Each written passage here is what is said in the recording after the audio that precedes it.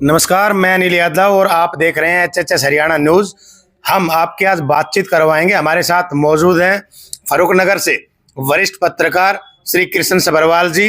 इनसे बातचीत करवाएंगे जो भाजपा पार्टी ने लिस्ट जारी की अपने मेयर पद के लिए और चेयरमैन पद के लिए।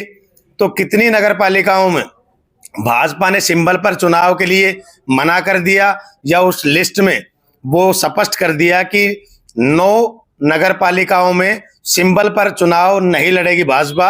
इन सभी विषयों पर चर्चा करेंगे। क्या कहना है वरिष्ठ पत्रकार श्री कृष्ण सभरवाल जी का। नमस्कार सर। नमस्ते जी। सर, क्या कहना चाहेंगे इन आंकड़ों को लेके कि भाजपा का प्रचंड आया हुआ था देश में और अभी हरियाणा में भी दूसरी तीसरी बार भाजपा सरकार, तीसरी बार, और सेंटर में भी तीसरी बार भाजपा सरकार।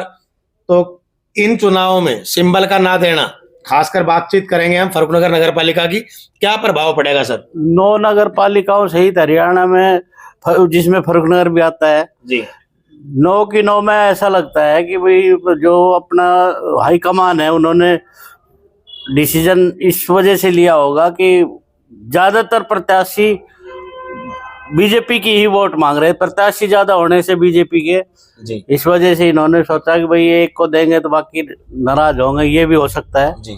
और ये भी हो सकता है कि भाई जो भी बनेगा हमारा ही बनेगा, बीजेपी के सारे ही। काफी लोगों का सर ये भी कहना रहा, फर्रुखनगर को लेकर हम बातचीत करें तो, कि यहाँ जातीय समीकरण में बटी हुई है जनता कि भाई किस कास्ट की कितनी वोटें। ये भी आंकड़े दिए गए कुछ समय पहले। तो क्या सिंबल पर चुनाव ना होने की वजह से अब चेयरमैन प्रत्याशियों में कहीं ना कहीं घबराहट पैदा होगी सर? नहीं, घबराहट वाली तो ऐसी कोई बात ही नहीं है। अभी पूरे हरियाणा में बहुमत से आई है बीजेपी की सरकार जी। तो अभी तो सरकार के साथ ही रहने के इच्छुक है लोग, क्योंकि देखेंगे अभी नई सरकार सैनी साहब की सरकार बनी है तो सैनी साहब की सरकार में बाहर विपक्ष में रह के तो कोई काम होने जाने नहीं है जी।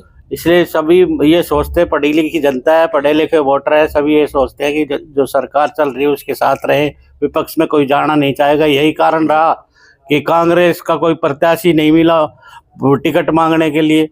फर्रुखनगर में कोई एक ऐसा बंदा नहीं है जिसने अपनी कांग्रेस की टिकट के लिए अप्लाई किया हो। जी सर, बातचीत करें संविधान को लेकर।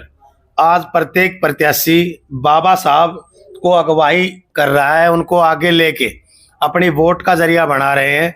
तो कहाँ तक ये उनका मिशन पूरा होगा कि 4 दिन के लिए बाबा साहब के फोटो को आगे रख के और जो ये काम किए जा रहे हैं, तो कहीं ना कहीं दलित समाज का डगमगा हुआ सिस्टम नजर आएगा या दलित समाज किस प्रकार से क्या सोच रखेगा सर? नहीं, ऐसा कुछ नहीं है। वो राष्ट्रीय विभूति है बाबा साहब भीमराव अंबेडकर।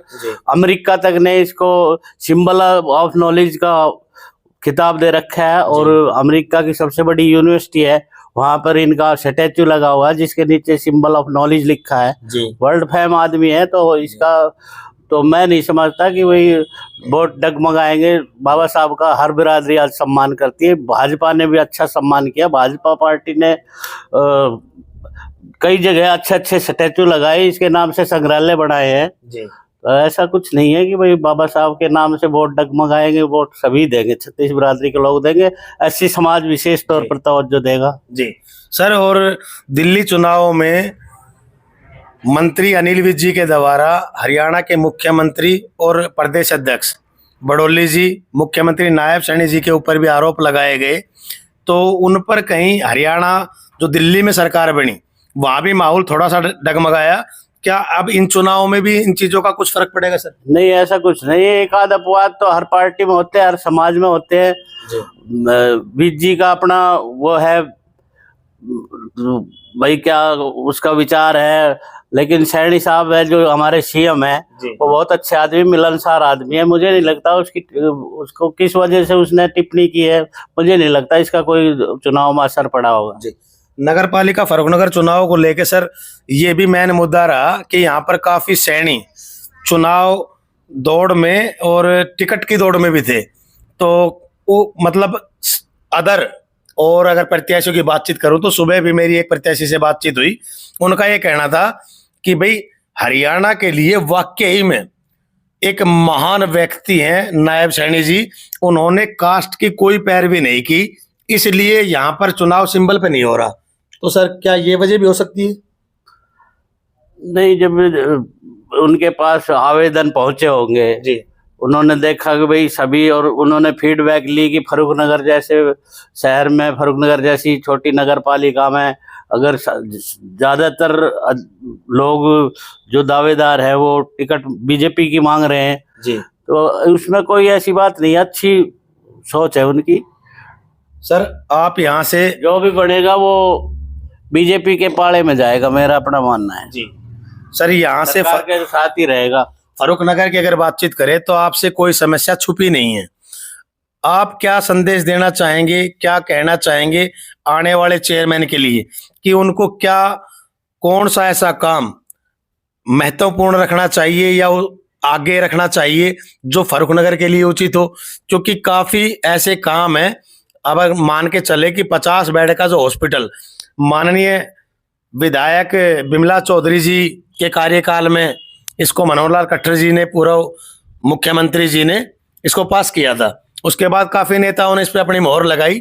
आज हरियाणा से ही, दक्षिण हरियाणा से अपना एक अलग वजन रखने वाले केंद्रीय मंत्री सांसद राव इंद्रजीत सिंह की बेटी आरती राव जी अभी मंत्री भी हैं और स्वास्थ्य मंत्री है, लेकिन यहाँ पर एक्सरे मशीन तक नहीं है। तो सर क्या कहना चाहेंगे उन नेताओं के लिए भी और यहाँ की जनता के लिए जो पैरवी कर सके आने वाला चेयरमैन, उसके लिए? सर आरती राव जी ऐसे परिवार से जुड़ी है जो कि बहुत ही सम्मानित परिवार है और मुझे नहीं लगता कि वो काम नहीं करेगी, वो बहुत अच्छा काम करेगी। अभी नई नई है सरकार में, थोड़ी पैठ भी बनाने में टाइम लगता है। अभी सरकार बनी है, मुझे लगता है सारी सुविधाएं वो करा देगी।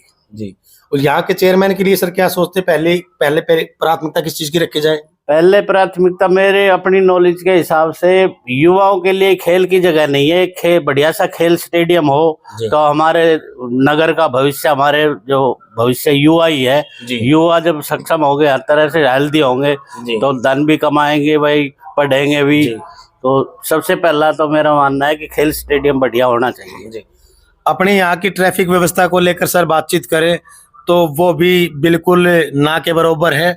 तो क्या कहना चाहेंगे सर अधिकारियों के लिए, क्या सोचते हैं? ट्रैफिक लाइट होनी चाहिए, आज समय की मांग है, ट्रैफिक बहुत ज्यादा बढ़ चुके हैं जी, और सड़कें भी कई जगह संकीर्ण है, उनको भी चौड़ा किया जाना चाहिए और ट्रैफिक लाइट लगने से तो काफी फर्क पड़ेगा जी। और बाईपास बन जाए तो और बढ़िया है जी। अभी आप मेरे साथ मौजूद थे कृष्ण सभरवाल जी के साथ, इन्होंने काफी बातें हमारे साथ की फर्रुखनगर को लेकर, इस क्षेत्र को लेकर। क्या इनका आगे मानना रहेगा इस शहर के लिए, क्योंकि ये यहाँ से वरिष्ठ पत्रकार भी है और अनुभवी व्यक्ति भी हैं। फर्रुखनगर को ये काफी समय से एक अलग ही दृष्टि से देखते हैं और यहाँ की आवाज भी ये लगातार सरकार के सामने भी रखते रहते हैं, आगे भी रखेंगे। फिर हम आपकी बातचीत करवाएंगे इनसे जल्दी चुनावी समीकरण को लेके। अभी चुनावी समीकरण में काफी बदलाव होंगे क्योंकि सिंबल पर चुनाव नहीं हो रहा। आप लोग भी अपनी राय कमेंट बॉक्स में दें कि फर्रुखनगर के लिए कौन सी बातें उचित रहेंगी, कौन चेयरमैन उचित रहेगा।